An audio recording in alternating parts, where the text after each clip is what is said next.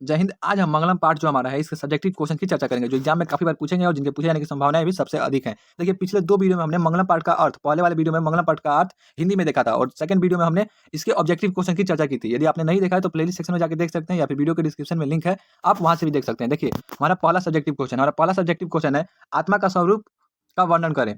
तो आत्मा का स्वरूप अणु से भी सूक्ष्म और महान से भी महान है। देखिए ये सूक्ष्म लिखा गया है, गलती से मिस प्रिंटिंग हो गया है।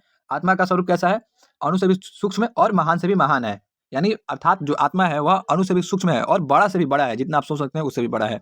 विद्वान परमात्मा के पास क्या छोड़कर जाते हैं? तो विद्वान परमात्मा के पास अपना नाम और रूप छोड़कर जाते हैं।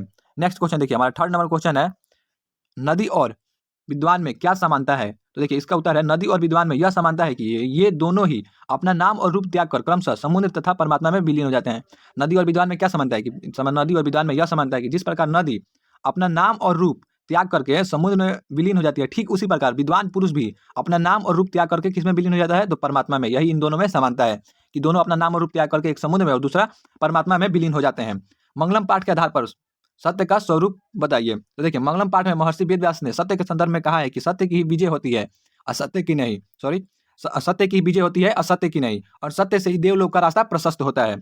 ये हमारा मंगलम पाठ के आधार पे हमने सत्य के बारे में बताया है।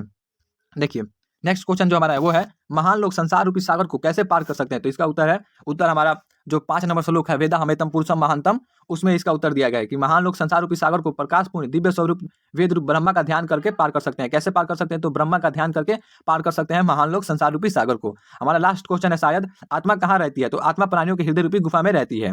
कहाँ रहती है? हृदय रूपी गुफा में। और इसका आकार कैसा है? तो अणु से भी सूक्ष्म है और महान से भी महान है। देखिए नेक्स्ट वीडियो में हम जो हमारा पार्ट है सेकंड पार्ट पाटलिपुत्र वैभवम, इसका अर्थ है जो कि हम हिंदी में देखेंगे, क्योंकि एग्जाम में क्वेश्चन भी हिंदी में पूछा जाता है। इसलिए आप चैनल को सब्सक्राइब कर दीजिएगा ताकि वीडियो की नोटिफिकेशन आपको मिल जाए। जय हिंद जय भारत। मिलते हैं अगले वीडियो में पाटलिपुत्र वैभवम के साथ। धन्यवाद।